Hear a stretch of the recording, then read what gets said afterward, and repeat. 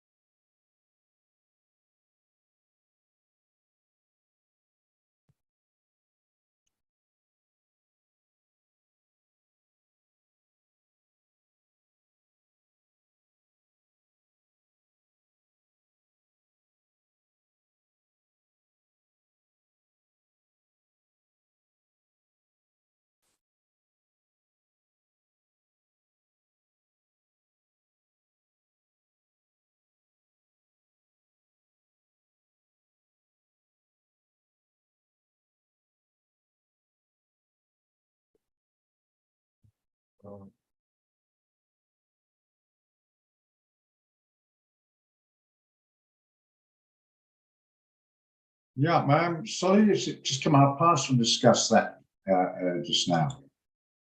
Thanks.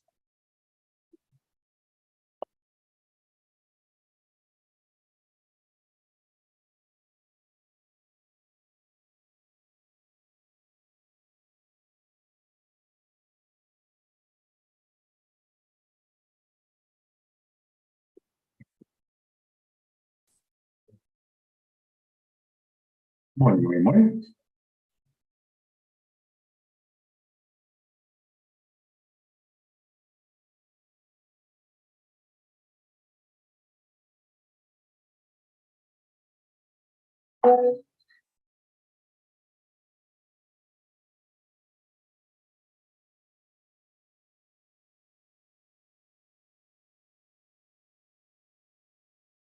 Okay, I'll pause. Yeah, okay, we start. Yeah, thing is now is because we've been discussing lately other banks. Don't put a fear into everybody, but we're in there's a penny worldwide economic crisis. It's been building over several years, and it's now waiting for a trigger. Like anyone knows nuclear fission, it needs the plutonium trigger to set off the chain reaction. It won't occur until a trigger occurs to set off the chain reaction. So we don't know when it's going to occur, but it's inevitable, basically. Now, right, to put off the stave off the panic, you've got to provide some liquidity to the depositors. Now look about the banks, the investors, and the guys involved with it will have a problem. Okay, so how are you going to do that? You can't keep on taxing the people out there, as I mentioned before. It's a lot of reasons. Anyway, the point is they've got to borrow the money. When they borrow the money, it's going to cost to pay back because you pay interest on it.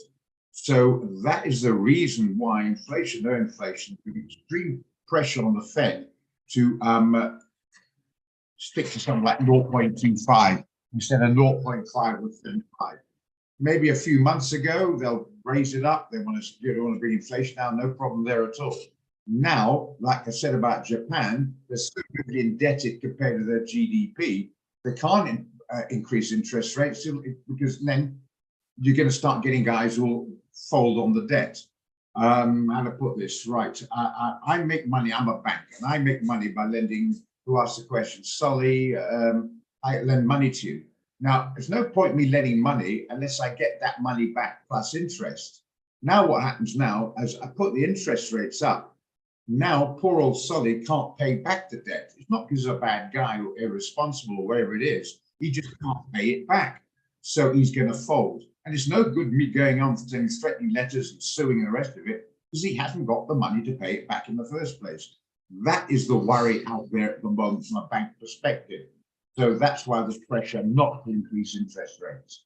Does that sort of answer your question, Sully, and people out there?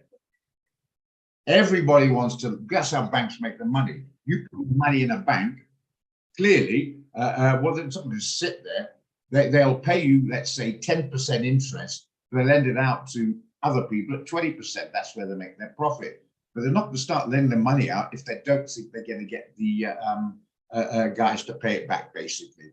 And one of the reasons is Solly is still highly responsible, but facts are facts. He can't pay back at 12. You can at 20, I'll use the figure 10. He can't pay back at 12, he can pay back at 10 because he just doesn't have the income or the ability. And there's no good saying, well, you're wrong, you should do, we'll sue you. It's irrelevant because he can't do it. So that is, see what I'm trying to say, not particularly brilliantly, but anyway, get the overall picture. That is why they're starting to say how there's going to be an extreme pressure on the interest rates. The banks and all that, everybody who's been in the business knows we're accident economically worldwide waiting to happen. That's why I've been plugging this, excuse me, short the rally. We don't know when the trigger's going to come. The Dow I've got in front of me now could go up to another 1,000 points before it occurs. It might be another rally in panic or whatever. We can't try and get cute by saying we want to be on board when the whole thing falls off, which is virtually inevitable, because you might get stopped out or margin call if that occurs. I'm just saying that if you're on board when it happens, lucky, but it is virtually inevitable. I hate to say it. Now, the one good thing to come out of it, as Jack said in our meeting this morning, we get a reset. At the moment, everyone, shall we say, is paying 10 Rand for basically a value product, let's say, for example, 5 Rand. It's been bid up for greed or whatever reason to 10, and when we get a reset and value is now in equilibrium or synchronized with the actual price, that's when the argument will come in. At the moment, it's all denial, putting off the inevitable, and that's why there's a bit of scrambling in security, and that's why it's been a little bit on the difficult side of trading. But face up to the reality of life. We don't want to admit it, but those things are going to occur. It's just, we're not producing enough to justify what's happening in the world. It's on borrowed money. We want to look after the poor immigrants. We want to look after suffering. We want to look after the out of work guys. We want to look after that. But unfortunately, the producers are not producing enough to do just that. So you go to borrowing to sort it out. And in the end, it comes back to bite. Eskom's a classic example, not incompetence, is the point is that they've borrowed, backed up by the government, it's called a semi-gilt, but backed up by the government to such an extent they can't eat into capital anymore because they can't, because the interest is now virtually unaffordable. It's going to come back and bite. Very good point. Thank you. Just going to look at that.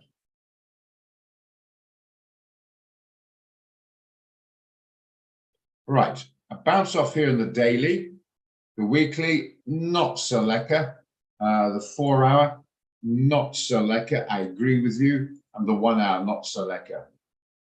It's based purely on the daily area for a bounce, and the other aspect is look at the fall off the 1, 2, 3, 4, 5, 6 days. It's going to be some profit taking. The US dollar, it's assumed is going to hold or might even increase a bit, and the Japanese yen is overbought. From that basis, and it's come back technically to support, there could be a jump. That's no more, no less. Basically, that's it. No more, no less.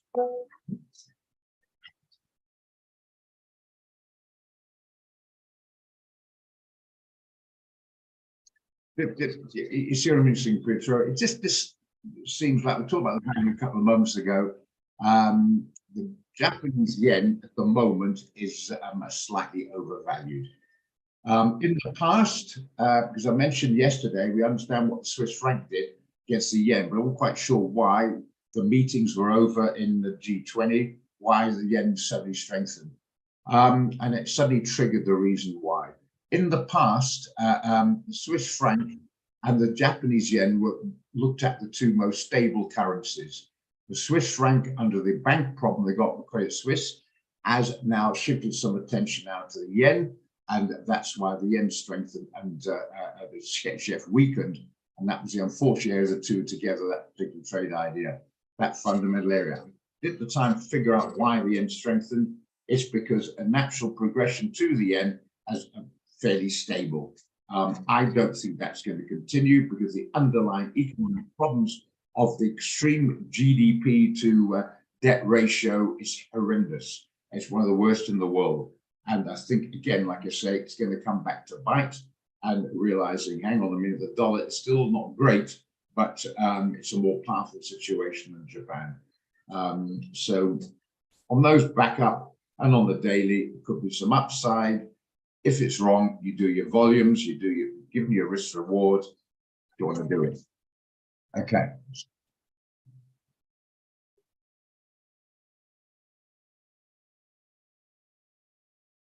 You mean on the 1 hour when it opens up higher or something like that? The biggest question then. Oh, go for it.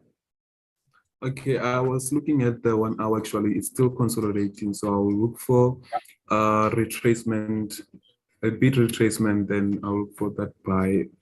Yeah, tied up. Yeah, I think like around that option actually. As 132, yeah, I will look at that price.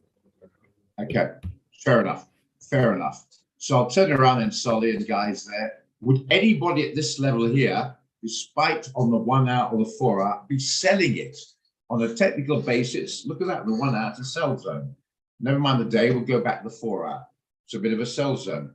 So does that mean now you think it should be better to sell it? So I hear you, maybe wait, but I don't see anybody. This is an emotional response. Absolutely correctly agree with you, Coney. So on that technical, we're going to be all rational now. Well, that's the sell zone on the 4 hour. Does anybody there want to sell it? Never mind the signal, never mind what I said. Anybody there honestly want to sell it on that basis? You see where I'm coming from?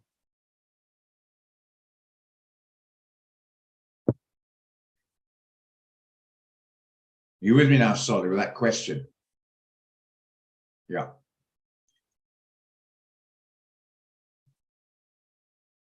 Yes, Roger, you want to sell it, or yes, Roger, you understand where I'm coming from? Sorry, I'm looking at actually a sell zone actually. Yeah. Yeah, well, So I'm looking. You want to sell it then?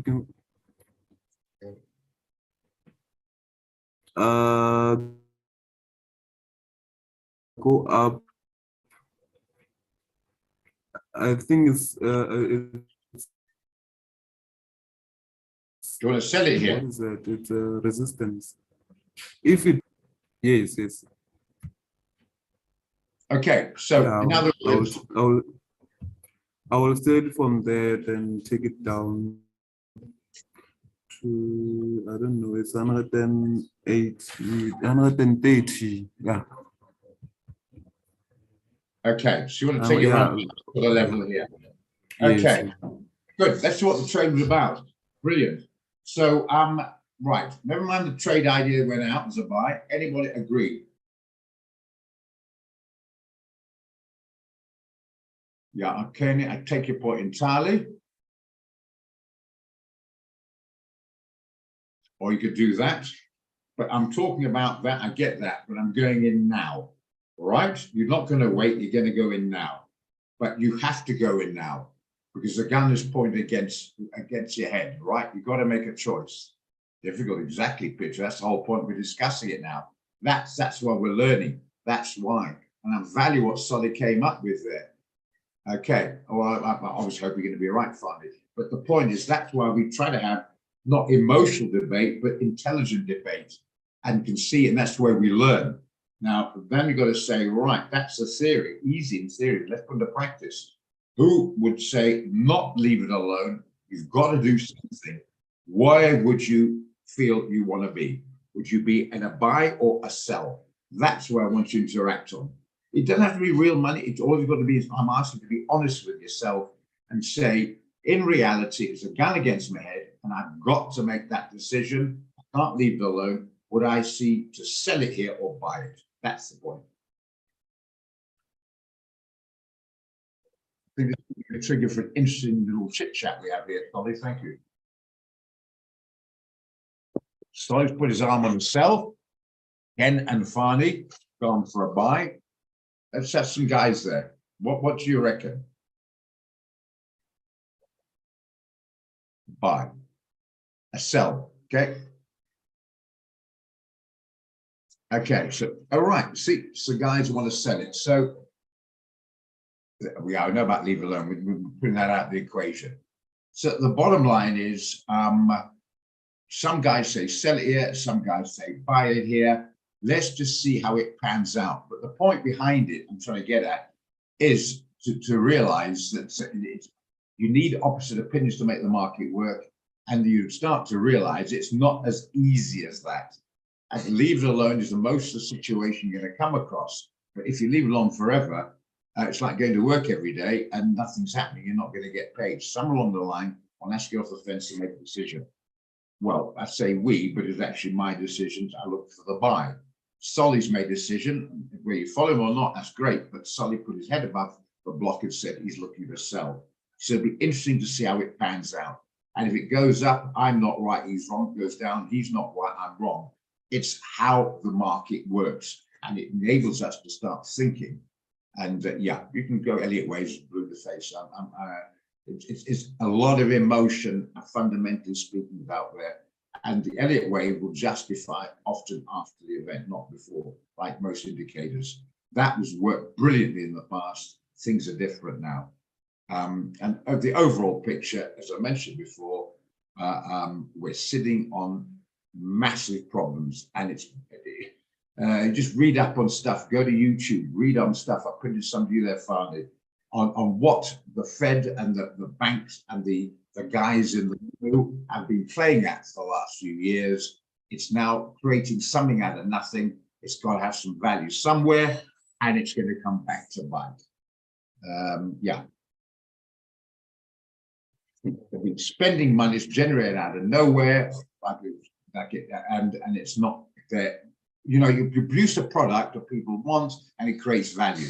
This has been basically financial machinations that created this bubble, basically.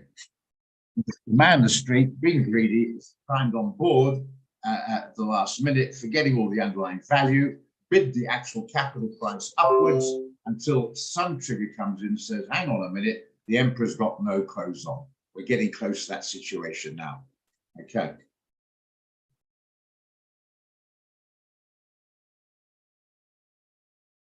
You could also do that, yeah. Yeah, it's well, we'll see anyway. But the point is, we can come up with a great trade. We can talk about it, etc. But the crack is we're trying to get here, and thanks for the trigger. That's something about triggers is getting people to think rather than just follow. You know what I'm saying? And now Keone's thinking, and we go on from there. In fact, there probably wouldn't be too many problems in the world like we have today if people did thought more and followed less.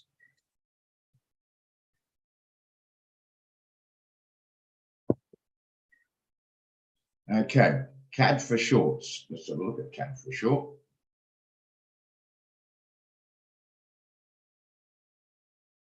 See a bit clearer. All right, looking pretty good. Let's look at the daily. That's okay. It's broke this guy here. Not bad.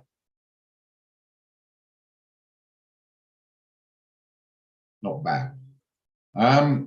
Yeah.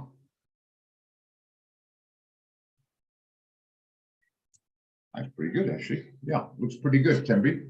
What do you think, guys?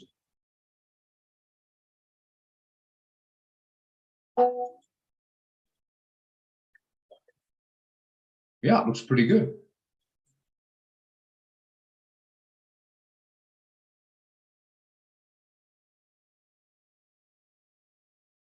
Looks pretty good to me. What do you think, guys? Do you want to put any other indicators on or anything like that? Open suggestions.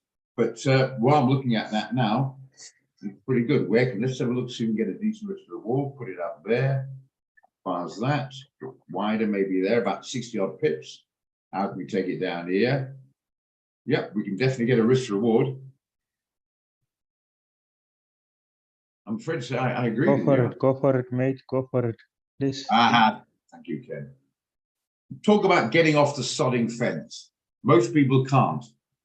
Well done, Ken. Like it.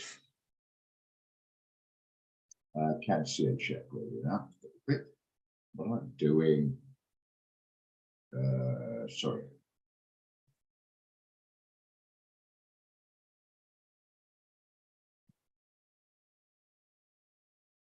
Where should I put it? Up here? It'll adjust it now. Make it 68. That's about 60 pips away. That's good enough.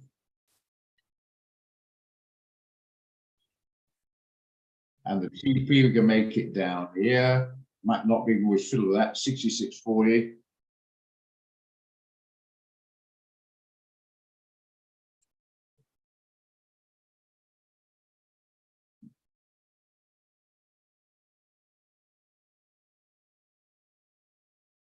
Yeah, that's good enough. 120 odd, 130 odd rand a micro. I have to say, I quite like it. Pietro agrees. And Tony's watching this yesterday, so he probably agrees. Kerry likes it. Okay, like it. Right, so there it is, guys. Tembi's idea, so you better like it, Tembi, otherwise you're in big trouble.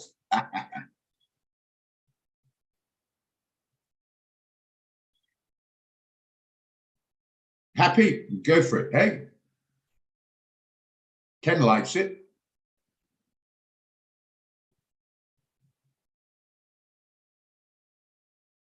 Okay. I'm going to write it down while you tell me anyway. I like it, so I'm putting it down, whatever. You can mull that over. Don't rush it, quite rightly. 67.36. 68. And 66.30.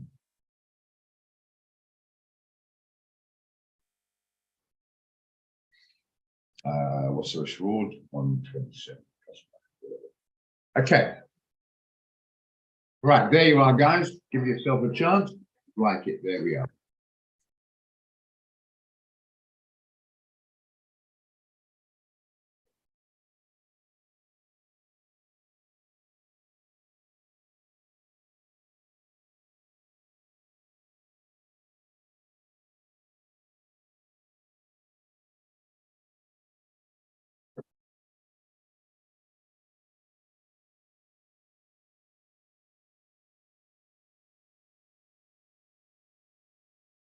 Do we move on? Happy?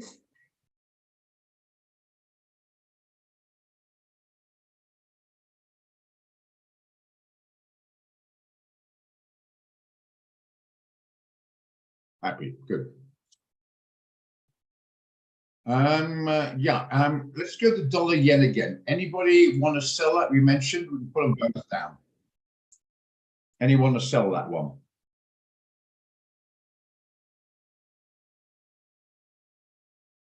But not just for fun. I mean, anybody actually going to put money on it and sell it? I'll put that down. Got to buy it and sell out.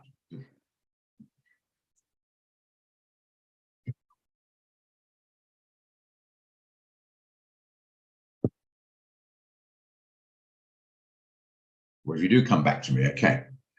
Right. Let's have a look.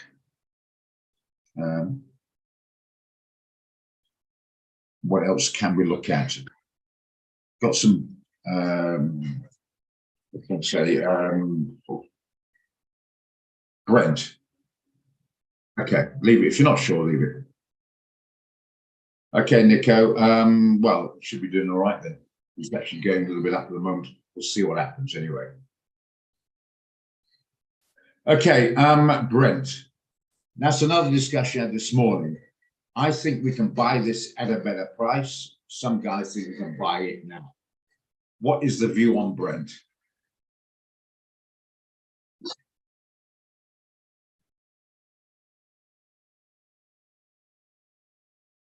or you can sell it if you like. Not too comfortable with that. I think it's getting to stages, might get some undervalued area for buyers, but I'm just wondering if we can't get a better price. And say, the meeting before this one or two said, no, sod it, let's go in now. In fact, I think it might come back to 70. So discussion was maybe a buy limit at 72, just in case it doesn't get back to 70. With a 68 stop to take it up to wherever, really upside potential, or go in now, or wait till it gets to 70, or even sell it. The point is, yeah. Okay, so you'd stick with weight on that one.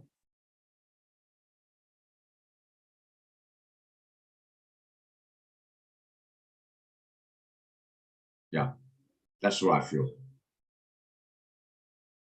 Pity about that, because it's been pretty good to, maybe just because you just joined us recently, Vicky, but over the past few months, Brent's been pretty damn good. Out of, I don't know, maybe 8 or 9 trades, only about 2 of them have gone actually belly up, which is a pretty good reward, risk reward. Okay, just mention that out of interest. Gold.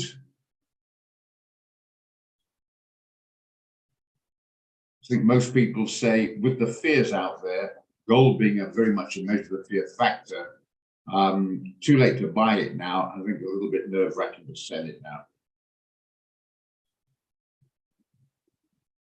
We agree? Oh, exactly. Like I said, Derek. Look at that candle. Look at yesterday's. Fear factor is sort of, best way to put it is, fear factor is there, but the higher over in the mind valued price is also a part. You get the idea. So in other words, you do see the value of gold, but hang on a minute, you think it's a bit pricey. So are you going to sell it down or wait to get a better price to buy it? Or you can say, no, hang on, it's upside, buy it now. A lot of guys thinking, yeah, hang on, there's a lot of fear out there, but it's a bit high to buy it. So they're waiting, leave it alone, John. See the thinking behind it. I go on about this emotional side because it was a trigger happened. I've been in for a while, literally about 3-4 years ago, and it just came to me from an article, normal stuff you read. It's about price action and understanding the emotion of your fellow human being, and that's what you need. And that to me, everything else filters in from down that side, and that really was a trigger in my mind. Price action and where the emotions are. You get it. Once you sort of conquer that, then, or understand that rather, that concept, that will give you, in my opinion, a bit of an edge over just about most other things. And you'll suddenly realize, hang on a minute, we're unique in our culture, but we're not unique in our fears and greed, etc. So you can tap into that understanding and get an overall concept, not put it very well, but if you can sort of think on that, makes sense. Okay.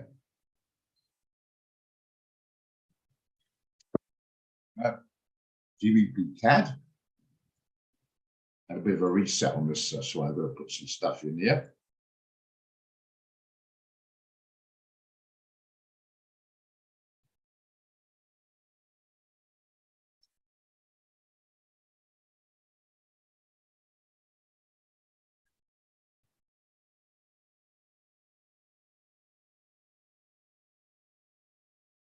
Well, I can answer that very quickly. Federal base, the US economy has reached the end of the absolutely. Total collapse of paint. Yeah, I agree. If I'm being honest, I'm strongly saying my precious metal like gold, absolute silver, as they will most likely be used like a absolute. That's exactly what I think. Well, fiat currency has always depreciated. The speed or lack of speed depends on the time, but it does. The Swiss franc is still less value than was 20 years ago. And the dot, etc. Absolutely, totally. Nothing wrong with Bitcoin or whatever. Yeah, absolutely, but yeah, yeah. Still on the Nasdaq Micro. The beauty is they can invest in the Nasdaq or a Bitcoin as long as you can get a long-term better price. It's not affordable. It's affordable without a way of getting stopped out in the major noise that comes before the fall off occurs. Anyway, where was I saying? Track it, GBP, Nico. Right. I'm going to be quite honest with you, Nico. I don't know. Do I think it's going to go up or down? I haven't got a cooking clue. I'm not I rephrase that. Nothing's 100%, but this is me particular moment. I don't think I can give much advice. You can see at the moment, there might be some upside there at the bottom of a range, but is the pound that great or the Canadian that great? At this stage of the game, let's look at the shorter term one. Haven't a clue. No idea. That is, to me, buy or sell, that is, personally speaking, a bit of a coin. Not 60% probability, I'm talking, for me, that's 50-50. That's my take. Sorry, but that's it. Thanks, Nico. You see my point then? That's the whole idea.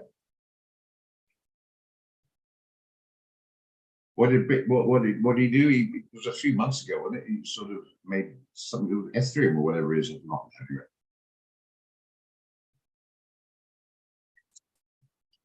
Okay, all right. Well, move on from that. The NAS, you're still in the NAS. Well, you should if you're on the micro with all sponsors here.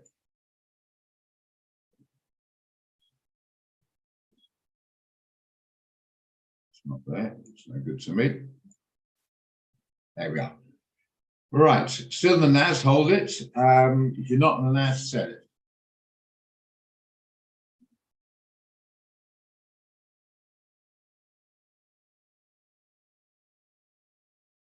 Okay.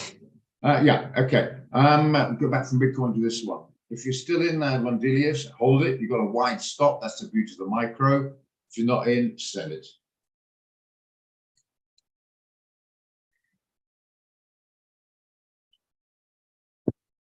What's Nasdaq on a long term? Is it a buy? I see No. those. Not at all. Sorry, Ken, go on. Go on. I'm interrupting correctly. Go for it. What are you saying, Ken? Because I see those moving averages crossing there, and that might be a bullish long-term sign. Yeah. Okay. Right. Sorry to interrupt. Okay. Do I think bullish long term? Yes. Are we dependent on the internet? Are we dependent on technology? Absolutely. Go back 500 years, nobody had electricity. Now you take it away from us, the whole thing falls through. We are totally dependent on power and technology today, completely and utterly. The banking system, transport, everything. So absolutely yes. Do I think that's going to, so if you're looking long term, you want to put maybe a 5-year plan in, and you have enough money to maybe wait for maybe to 10,000, 9,000, and you can afford to go without a stop loss, you don't go to zero, fair enough. In the shorter, more realistic term, not yet, no. There's too many clouds gathering, a gathering storm. This stage of the game, sell it. That's my opinion. I'll come back to GBP, we definitely did, yeah. I hope finally did okay. GBP CHF, why look at that? Give me a second.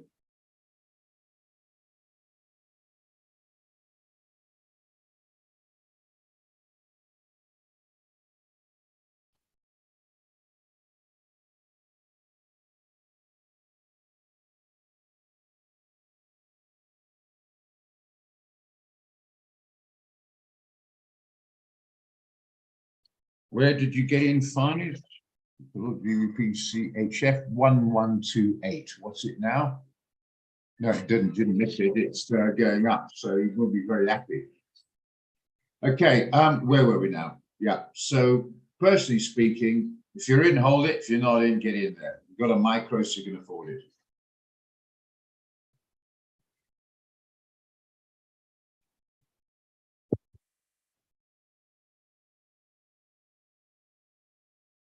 You need to put a wider stop. There we are. Put it about here somewhere.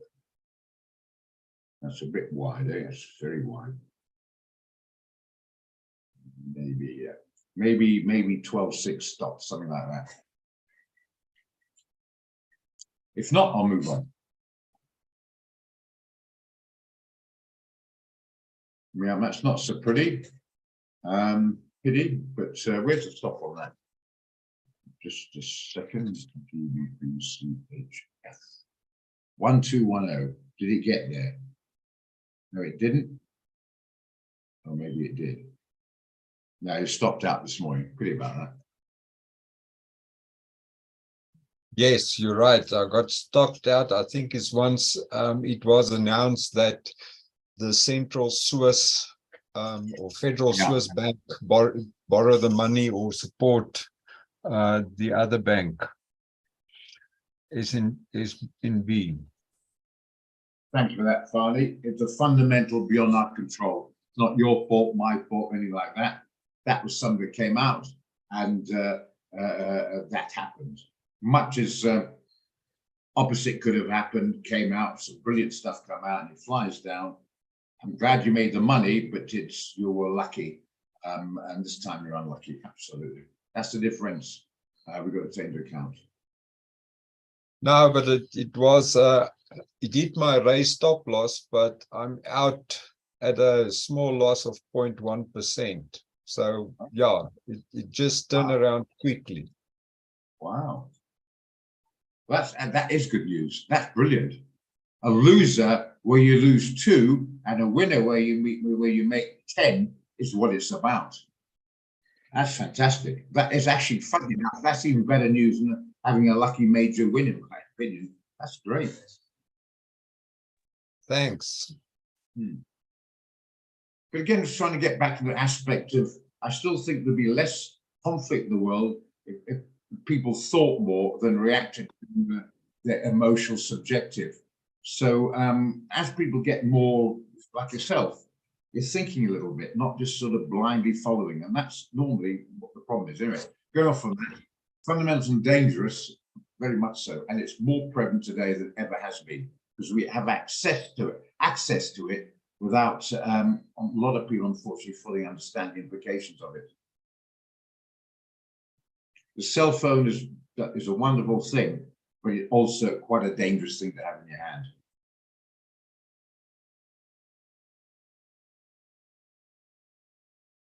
And the only way to overcome that danger is to think, what does that guy want? I know what you want, but what does the other guy want? Put in perspective. Yeah, I know it did, yeah, unfortunately, in the end. So to reset with all these things in again. NZDCHF.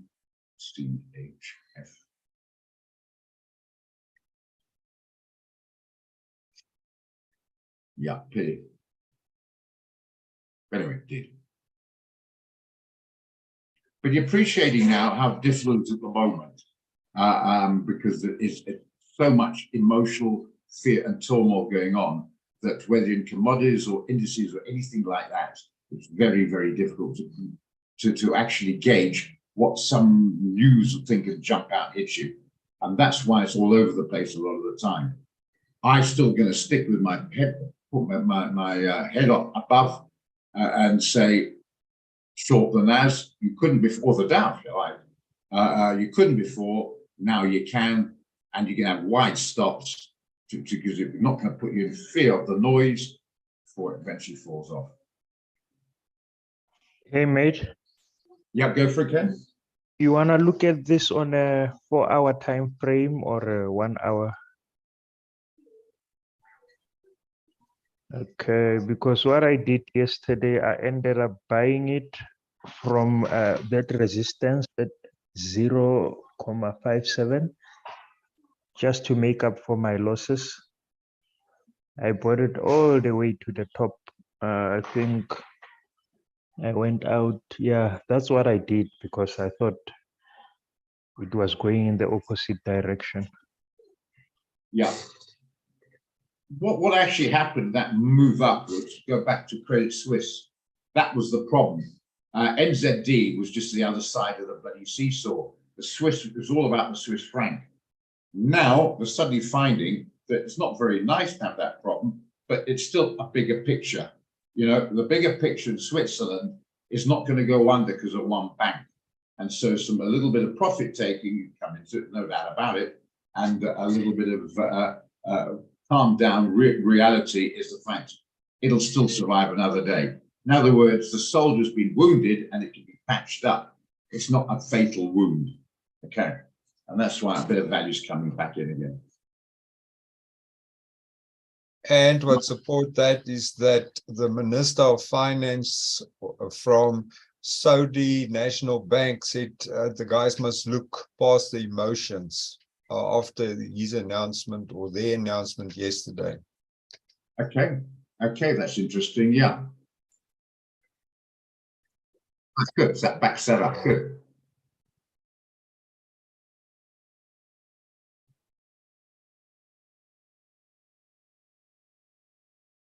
Thanks. Well, I was going to say that says it all.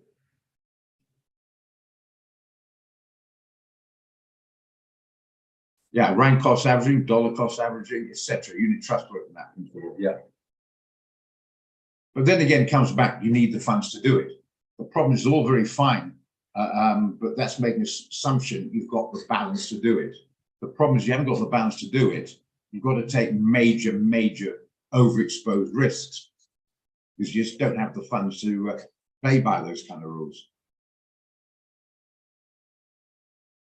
And it goes back to, I've done so many times, the give and want principle. Everyone wants, but no one wants to give. And unfortunately, the reality is they've got to bounce out somewhere. That's the whole basis of selling the dream. Give as little as possible and take as much as possible. And often the reality says, hang on, there's going to be a bouncing act somewhere. And that's based on the financial markets. They've been taking, but for the sudden you realize there's nothing left to give.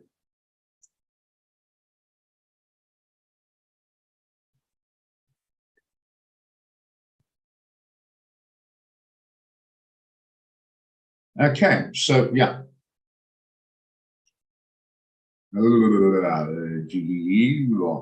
The Microsoft, you took it yesterday. Oh yeah, what happened yesterday? Ah, that's right, I knew there was something. Remember the chart didn't conform and that got a 0 there. I found afterwards this morning actually that although the movement of the prices was not an issue, but the chart was moving to the percentage area here. And that's why it was stuck at 263, however much you rebooted. Now that's been sorted out. That was a technical issue at the background I learned about this morning. So yeah, Microsoft looks good. I think it's going to maybe go up $1 or $2. I don't know, but we've got a wide enough stock. I think those on board will be fine out of it. Sell the rally. Very, very careful on the buy area at the moment. Because if it falls, emotion of fear is far more powerful than greed. So it will be, you know, we would say the bull goes up the stairs, the bear goes out the window. When fear comes in, it's radical. And you don't want to be caught long. You get extreme slippage if it suddenly occurs, because there's no buyers and sellers, you get stop loss, so you can only go out at the worst price. Okay. And every time it seems to be going up, indices, it's a short-term emotion before it starts coming back again. Yeah, in tech, it's just okay. We haven't note. I'll put it back on again, so it reset it. INTC.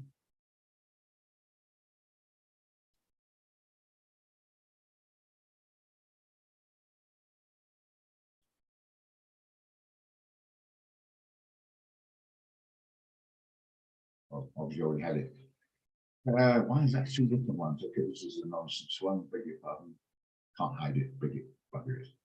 No, it's the INTC dot one you're going to have. Jumped up. Won't panic. It's only 40 cents above entry. Some guys got a better price. Remember, it's a better price. You like to trade. Go for the market. Don't wait and put a sell stop or a buy stop in.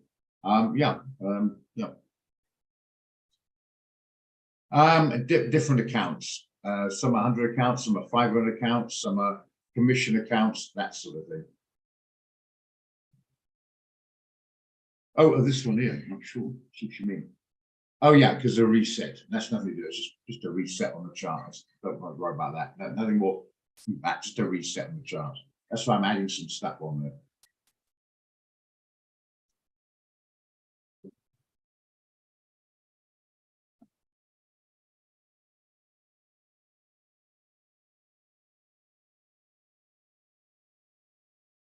Okay, I'll answer the question, Jacob. Yeah. Where were we? Yeah. So yeah, Fair enough. Let's go back to the NAS. Make sure I've got the right way around here. That's not the right way around. That's the micro, the 3 dots. Good enough. I remember that way around. Yeah.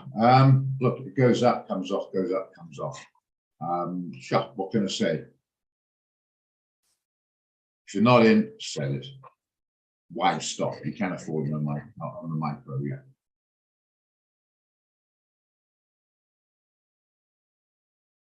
Okay, let's have a look. CAD CHF, guys took it. Let's look at that one. Only a few minutes ago to give it a chance.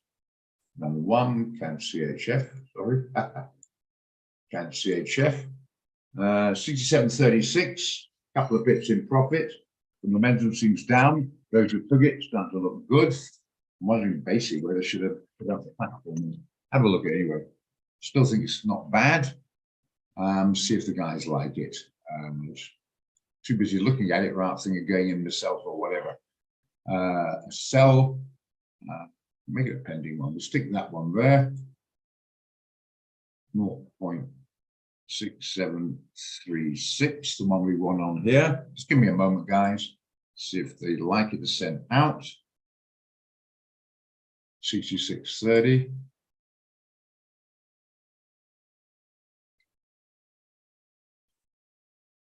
That clear ain't going to work. That's wrong.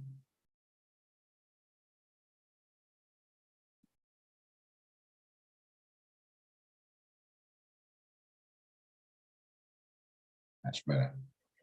Give me a moment.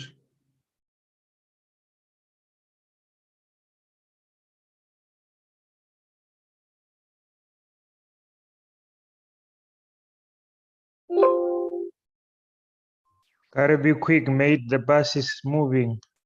I know, but we're in the trading room. That's very considerate of you.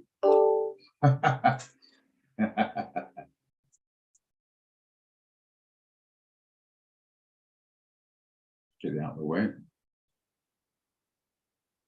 That's why I cheated and put a pending, hope they don't notice.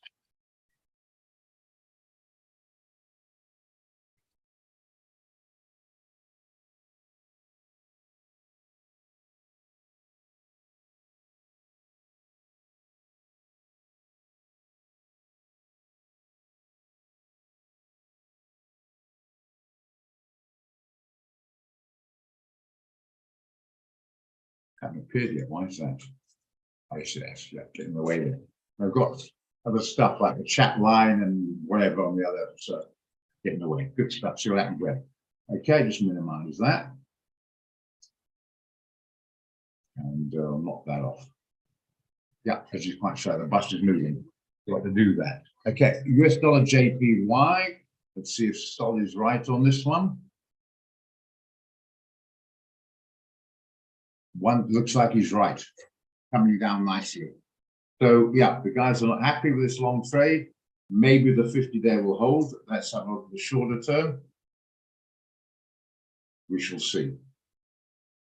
Let's have a look at the dollar index. Coming off a little bit. See if it breaks through or holds and bounces. Let's see what happens there. Okay. Okay, they like the trade, by the way, so we'll put them in levels. Just have to give me a moment to get this out of the way. Roger, question. Go for it. There's a lot of speculation with regards to the EU rate decision after the collapse of the Swiss bank. Some people reckon there won't even be a rates increase because it all affected the bonds. Yeah, correct. Good point. Good point. Let's do this quickly. 6800. Yeah, that's the same pressure on the Fed coming up for next week. Yeah. When is the year? I forgot to look. Is it today, tomorrow, next week? Can't remember. But that's a very good point. Today, 3:15. Okay. 15:15.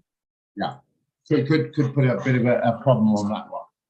This is wrong again. So I'm going to do two things at once here.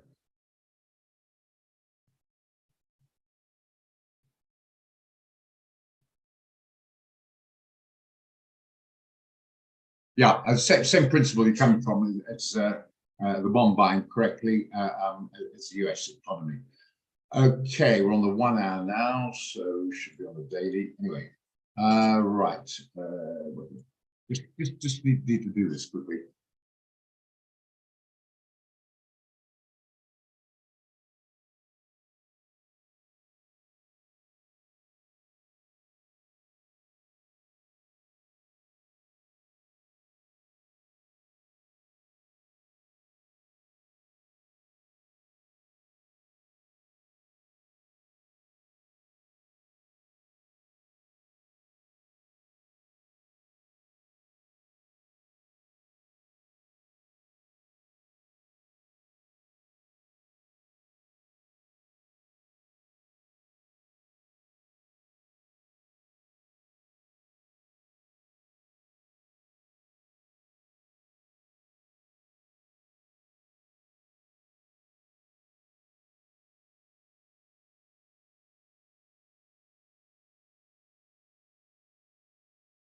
Not too quickly, it'll be typo, but Africa, as they say.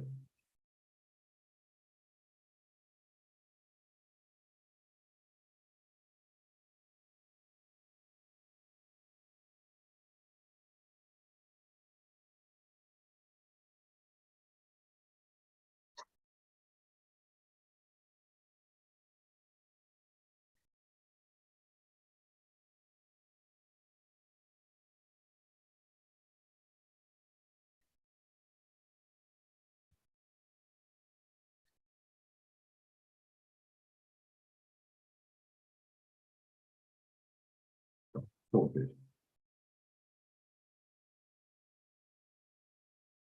Okay, yeah. Just going to check my economic calendar.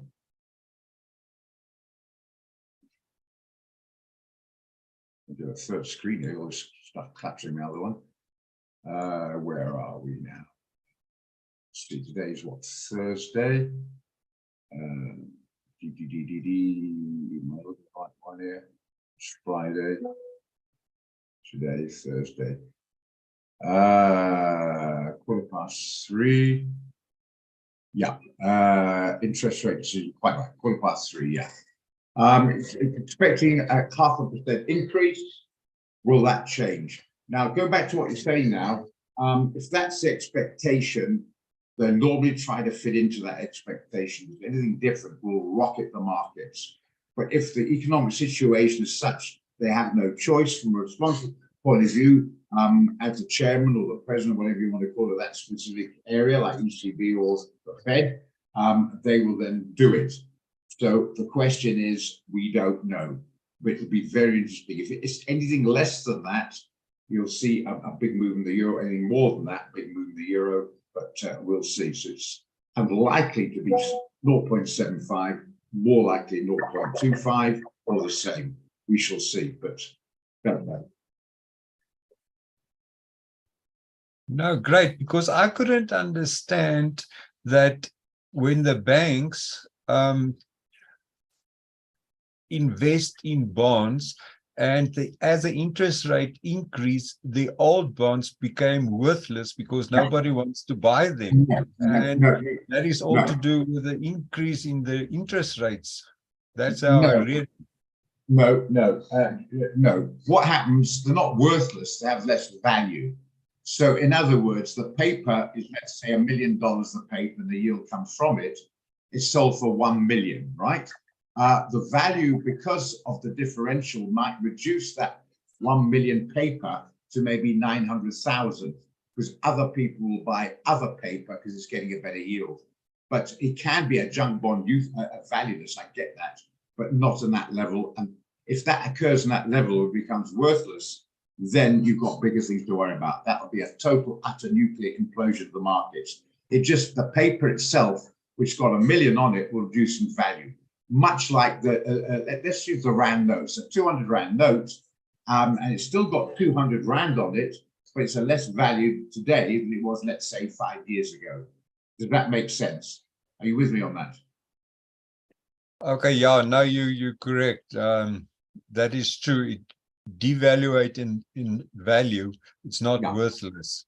And that means how the guys, as soon as they start having to sell it, and the depositors start taking out the money, that's why the liquidity goes down. Correct. Spot on. Correct. Spot on.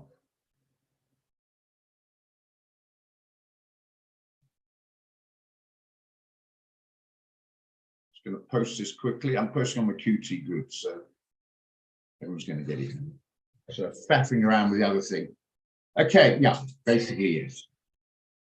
It is interesting because the beauty of everybody having lack of knowledge on the economic macro front is you can control them.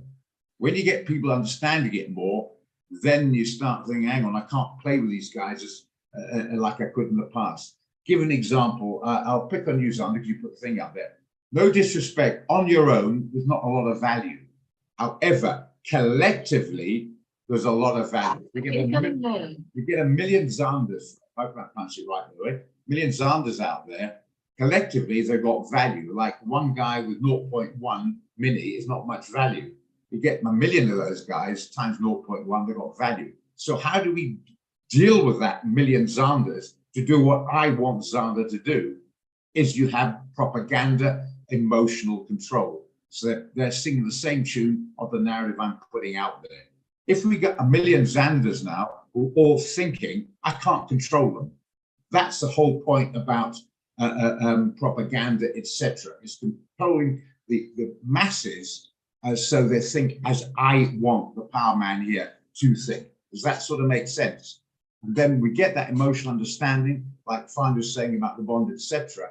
As more people become aware and think a bit more, it's far more difficult to control. Hang on a minute, we should go to war because that's wrong. Well, hang on, what about not? In the end, you're not going to go to war. It's because people don't think and they're manipulated because of that. And the less the education, normally the easier to manipulate. Because they're more moving to their basic animal instincts. We still have them higher up the level, but we think about it a little bit more than completely spontaneous reaction to that. Oh, that will make sense. Do you concur, Fani? Do you hear what I'm saying? Do you agree or disagree?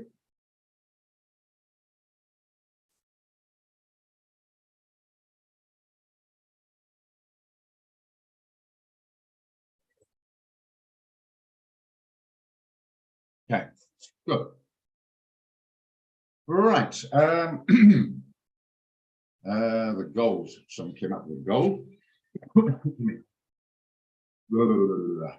I'm not sure. Place your bet and take your chances, my friends.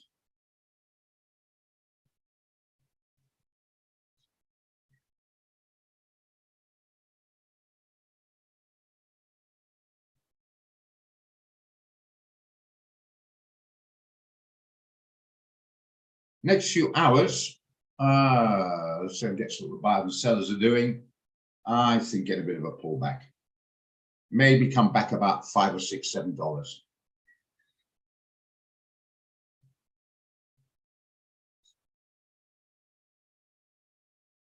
Mind you, the 15-minute, is that going to occur? It might actually push up a bit. Didn't beforehand. No, I'm going to gamble on this and pull back a few dollars. But I'm gambling with fake demo money on that one.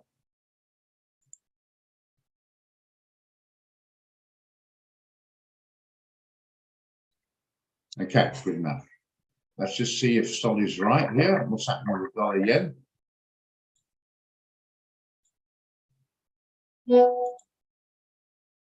Might get a bit of a bounce here. So yeah, might get a bit of a bounce. Some guys like the long, might go in for a better price.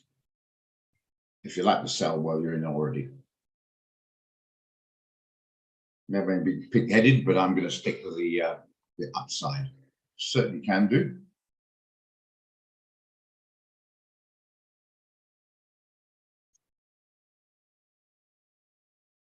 Whoa, interesting. Right, well, I'll tell you, I'm going to do a cop out here, Ken.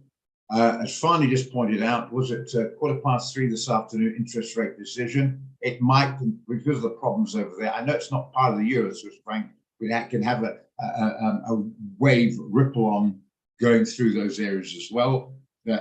So I think, actually, more thing about it, it's not a bad point there. It could take on a slightly more important area of release than normal because of what Farney just said there about the problem with the bank situation. So I'm going to get back on my fence and say 3:15, which is what, 5 hours time. That release could have an impact. Take your chances on this one as well. As it stands now, I think it could be a little bit of upside, purely on what the range is doing at the moment. The chart, that's pretty easy. That's the easy part. Left all these fundamentals out, and I can tell you right now, trading a lot easier. But because of that fundamental emotional implication, what could happen, nicely pointed out again, 3:15, I'm going to split my fence on that one. I wouldn't do it for that reason. Make sense, Ken?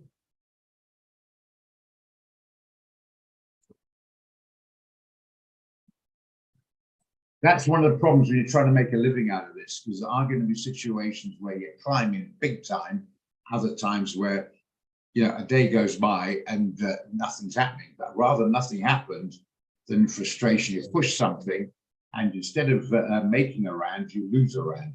Instead of making nothing for the day, you lose a rand. If you know what I'm saying? Yeah. Or you got lucky. Okay. I can't really versus what if the euro banks because of the next share price will drop. Yeah, that's also true. Yep. So yeah, yeah. It's too many balls in the air at the moment for me to make a reasonable comment to say the likelihood of that specific direction. If it jumps up or jumps down, in hindsight, wish we did a sell or a buy. That's easy.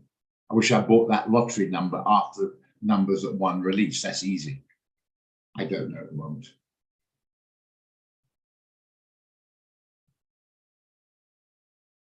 That's where one has to be a little bit cautious. Having said that, I'm going to stick my neck on the line, still sell the, is that the, which one is this one here? On one. Where's the Dow Jones Micro?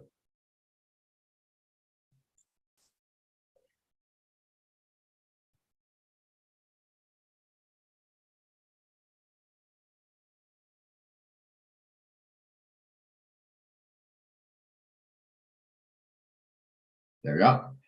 Yeah. Wide stop, sell it. I think it's actually slightly better deal now than is the NAS.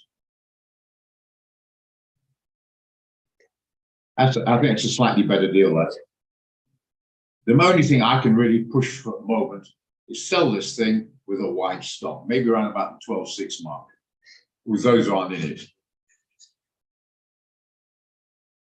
But the best I can come up with at the moment.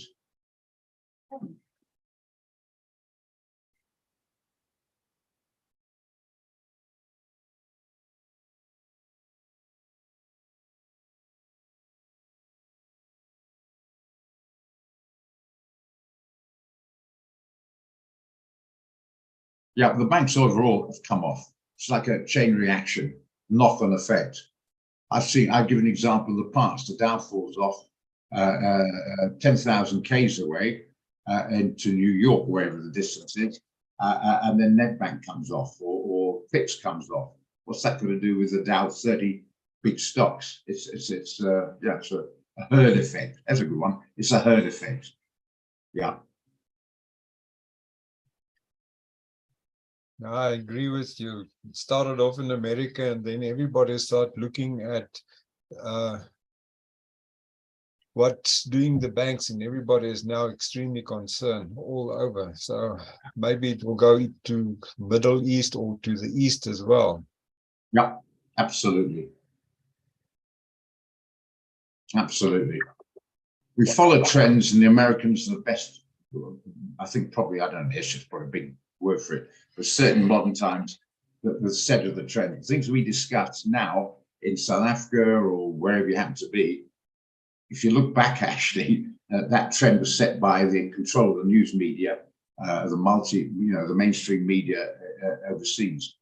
It's discussing gender aspects, homosexuality aspects, and race aspects, but we're not discussing, let's say, overweight aspects. I don't know, whatever.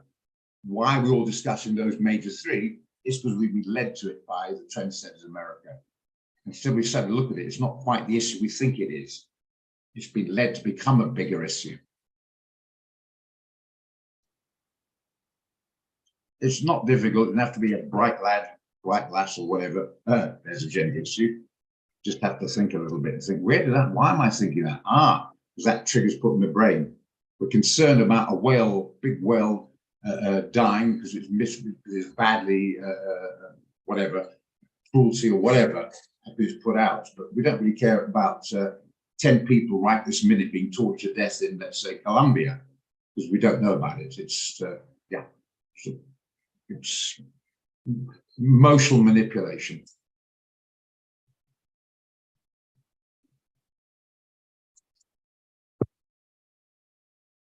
As I say with the markets, you don't try and think you will be unemotional. You will be, but understand it. Put it in perspective, in other words. And then when you watch stuff, you can see where it's going. I can solve a lot of things on Netflix because I know where it's going to go. The black guy is going to be a goodie, and the white guy, especially an Axolite man, is going to be the baddie. So you can solve it as it starts. It's the way the trend moves. Quite interesting thing, actually, talking about the race thing, was Candace Owen came up, was a white guy who was a couple of police came around and refused to get out of the car, refused to do this, and he got quite argumentative. And anyway, they shot the oak. There's no millions of people marching down the streets on that. Why is that compared to the Floyd area? It depends where the emotion takes off. It's not about the right or wrong. It's how the emotion plays out. And for a lot of times, the arguments, the discussion is subjective. That's irrelevant. It's the emotional take on that subjective.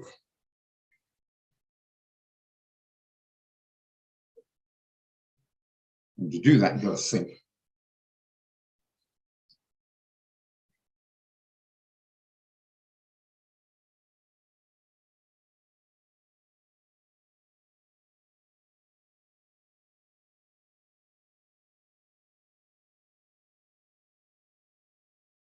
So anyone do this?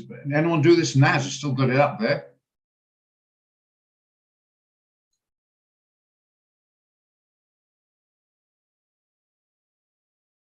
No, we'll move on then. Okay, and we're getting a bounce in our little US dollar yen. Little bit of a bounce.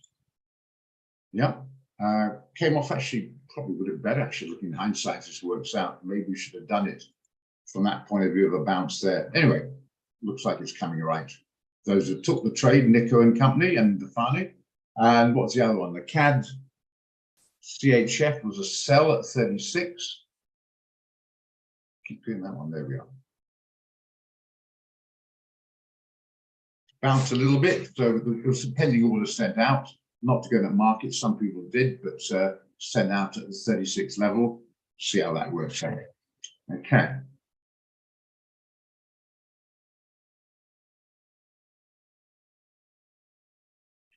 Well, anything else, guys? Anyone want to discuss? I don't think we're going to get many more trades at the moment. I don't think on the euros you pointed out.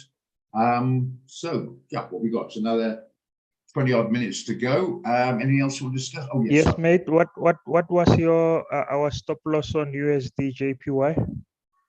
Okay. Just going to print this quickly. Economic calendar for those who don't have it. I've got it down for 131.95.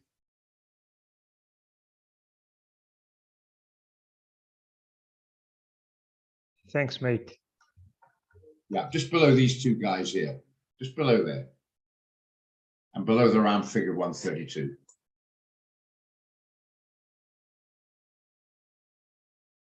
Just going to quickly print that for you guys, just in case somebody hasn't got it.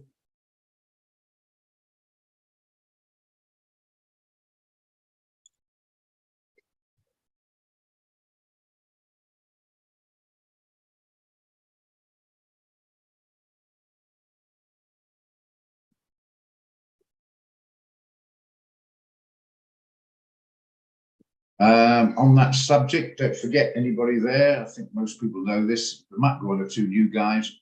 Don't forget, right click, save your template, save your chart. Okay, save it. So if you do lose it, you just go right there, templates, and you can pick the one you saved and it's up and running again. Don't forget, do it now if you haven't done it.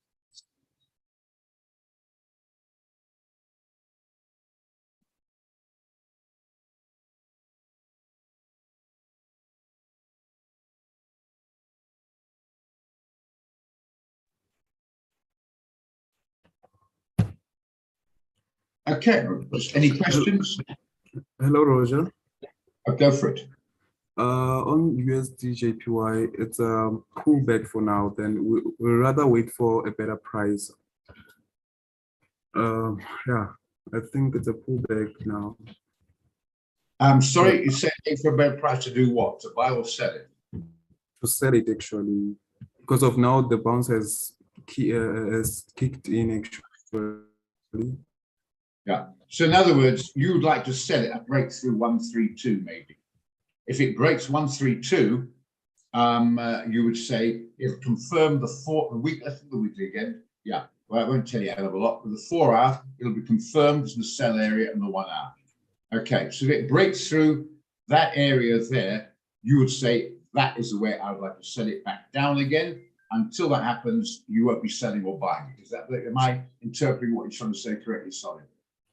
Yes, yes, it is. Okay. Well, the guys who went on my signal bought it.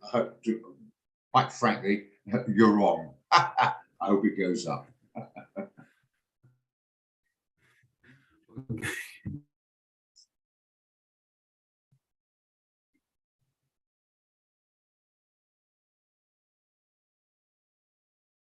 Good. Anything else you can look at? Well, obviously, I hope that's going to occur.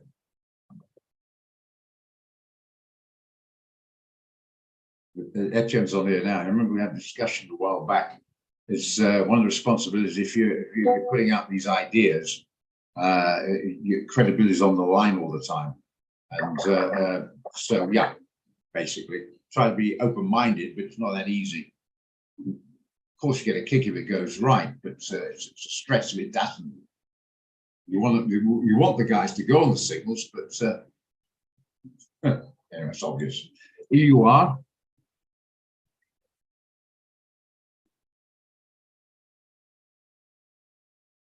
NZD, this one here.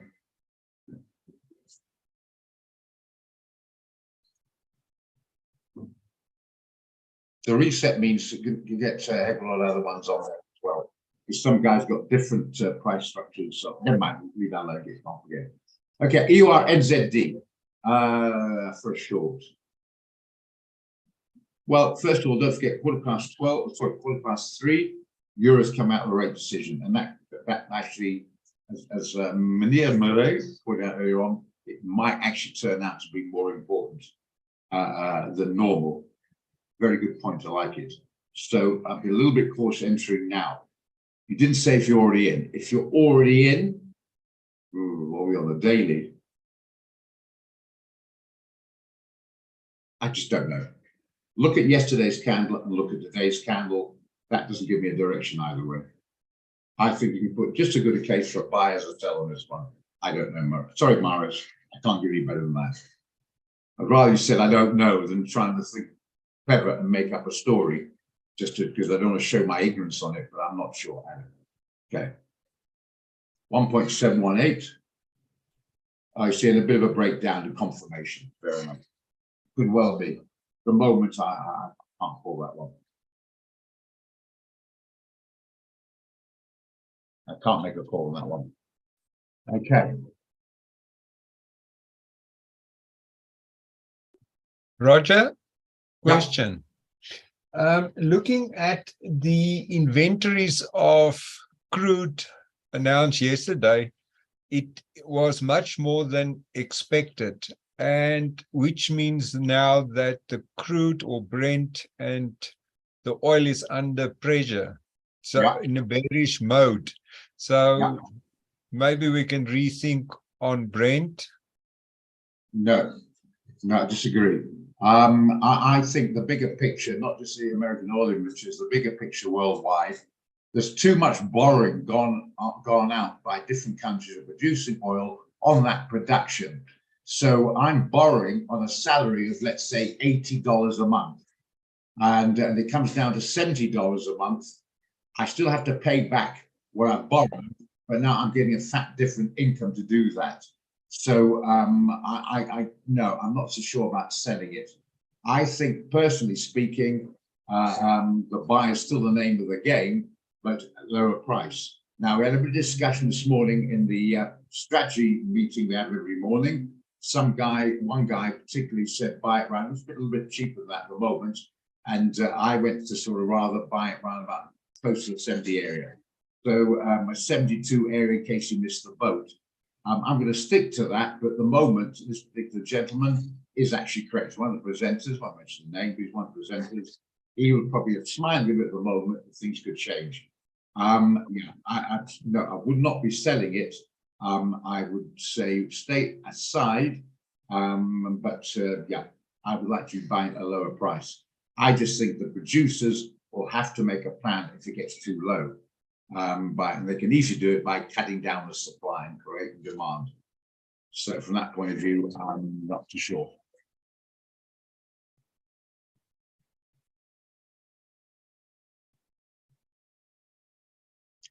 Okay, they're discussing about Marius. I hope that's okay. That's my take on that. It's my take on it, funny. Okay, so it's 40% of bank funding. Yeah, well, it has to. But again, goes back, I don't know the in-depth, is it because they're going to look after the guys there who've got deposits, or they're going to actually look after the bank? Remember the old bank bailouts? They stopped that now in America. They look after depositors, but not the bank. Okay, fair enough, yeah. Not the bank. I'm not sure the details on that one. Are they bailing out the bank itself? So in other words, even the shareholders, which I think is a little bit unfair. It's about like saying, well, buy Brent now. If you win, you keep it. If you lose, you get your money back. How's that? So I'm not too sure about that. If they're doing it, that's desperation creeping in. Do you understand what I'm saying there, Marius?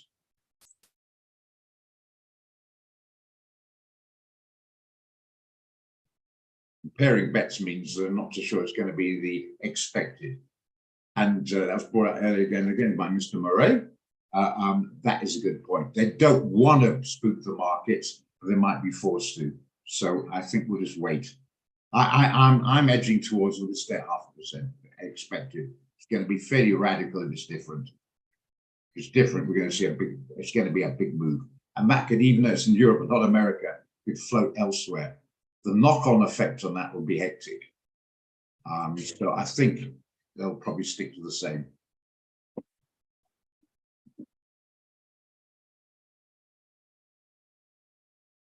Maybe we must look at the straddle trade on USD Euro this afternoon. Sorry to pick hairs on this one. You mean the Euro USD? I mean so. Yeah, Euro USD. So look, good idea. Just want to read this first. Provide liquidity lifeline. Writing a liquidity lifeline is a positive step which should help to calm market sentiment. Absolutely, no problem on that one. Just any deposit exodus, absolutely, absolutely. We would view it as the first step, which will buy some time, should be followed by more choosing around the future periods of investors. That's absolutely correct. I hear that. That's very different to a bank bailout. Do you understand? In other words, I'm your boss, guys. You can get your money out, but my head is going to fall. If you're going to look after me as well, then I'm not sure that's correct. You know what I'm saying? It's like I've just been given a bonus despite the bank falling off. Looked after the deposit, but I've done a crap job. Why should I get a bailout? I'm not sure about the bank bailout. Look after depositors, yeah, but the bank bailout is another story.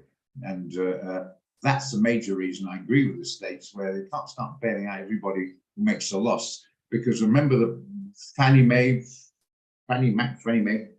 Mac, whatever it's called, you know, that enormous $1 trillion mortgage institution, when it failed out, they bailed it. And they had that guarantee by the Bush government. If you're going to give that guarantee, I'm going to lend money to the guy walking by who's down his luck. Can you please borrow me R1,000? I'll pay it back honest. And I've got no risk. I'll tell you what, I'm going to lend it to you at some ridiculous amount, like 2% a month or 5% a month. If I get it and he's a man of his word, I get the profit. If he fails, I'll be bailed out. My R1,000 to get back. Someone's got to lose. It won't be me. So what happens is the government lost on that. That's not the way to go about it. Not very well put. I get what I mean. You've got to take a risk somewhere, you know. And as I say, if you're going to be ridiculous if you don't. I'll just lend the money right left and centre if I'm back. That's the problem with the semi-gilts, the SOEs, is they're backed by the government all the time. If it was on their own, believe me, they would have made a big plan like the private sector earlier on. Anyway, going back to this particular one, let's have a look at the shorter term. What's happening? Very little. We're going to do it up here. That's 10. Yeah, it's not a bad idea, Farney. Not a bad idea. I won't be with you then. I'm only coming in at 4. Not a bad idea. You know the straddle trade. Wait till just before the release. I think you don't have to use 15. You can use 10 pips above and below and see how it works out on that same principle. Not a bad idea. And if nothing happens, get rid of both of them. If one gets sucked in, don't just go put into like a normal trade, put your stop loss and TP. As I said, the euro, a dollar came right to CPI for the guys who short sold or bought. Remember, it didn't short sell. The short sell kicked in. Instead of panicking, they put the stop in at 1.0, what was it? 106.70, whatever it was. Yeah, 106.70, I think it was. And in the end, it actually hit target. So, yeah. Do you remember that, Farney? The guys who got the right end of the stick with this one? Not a bad idea. Use 10 pips above or below. If neither kicks in with the first, opening on the release of the data, get rid of both and then sit back, and then you can make a normal trade decision. If one kicks in, instead of panicking, it starts going the wrong way, work out a stop. You worked out your volume based on that stop, even though you haven't placed it, because one hedges the other until you knock the other one off. Then you can put your stop loss and TP in, and you already know your volume's involved. Okay. Does that all make sense for those who understand it? Because it's not a bad idea. Quite like it, in fact. I'll do it myself. But I can't place the order now because it's too early. You with me there, Farney? Do you like it? I quite like that as an idea, guys. Those who are quick enough on the maths or on about, do it. If not, question it. If you're still not sure, don't do it.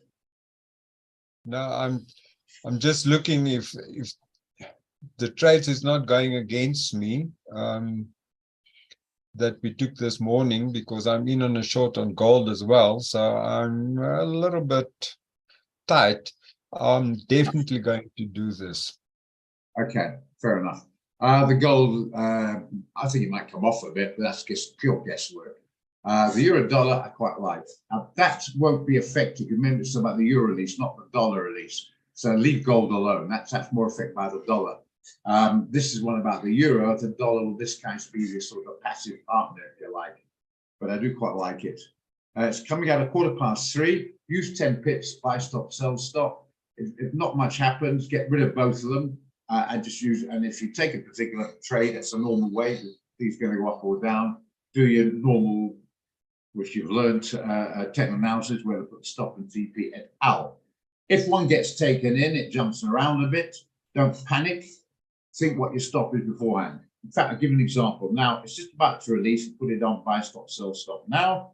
So have a bearing in mind. If it, in other words, let's say make it a, make it maybe something like, maybe 60 pips above or 60 pips below if it goes the wrong way or whatever. To have something in mind just before that specific time. So if one gets sucked in, it's not really happening the way you like it. Instead of panicking, like the euro dollar came right in the CPI in the end on the short sell, put a stop in and put the TEEP in as if it's a normal trade. Are we all on the same wavelength there?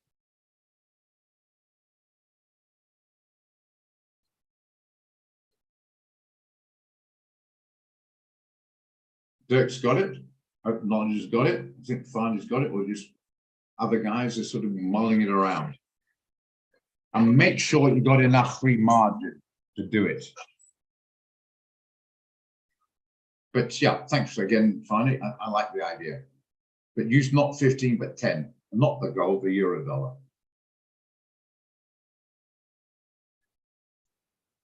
It'll be interesting to see, because I'm going to do it myself, actually. We're close to the time, obviously. Interesting to see what happens at 4 o'clock. Add a bit of juice to it. In fact, more we're chit-chatting this one.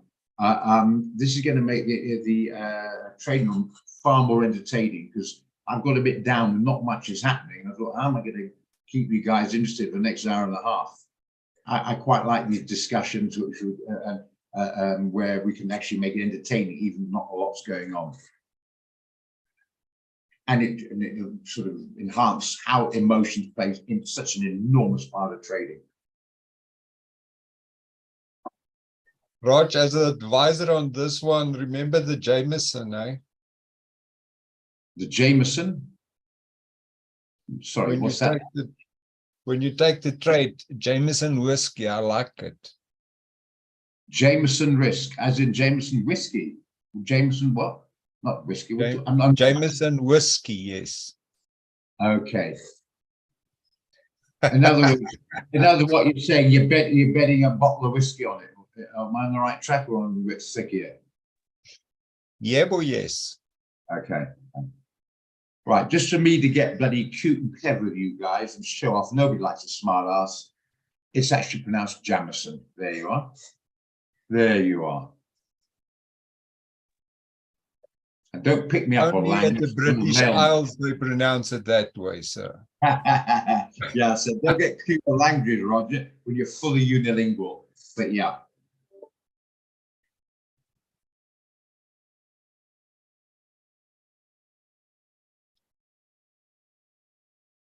And is that the right spelling, whiskey there? Because I think Jameson's Irish, and you take the E out.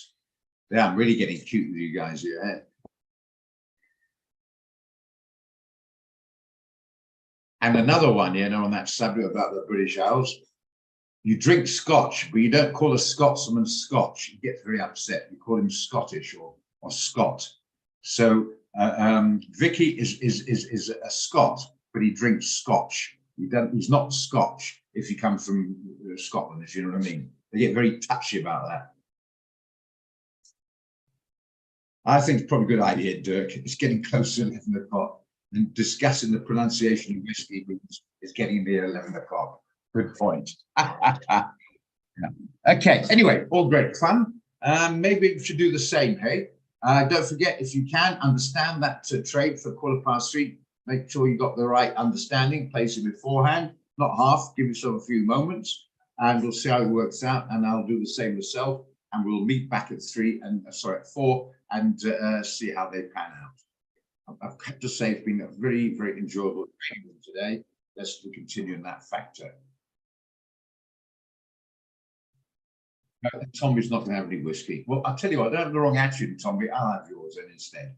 Cheers, guys, on that note. Cheers.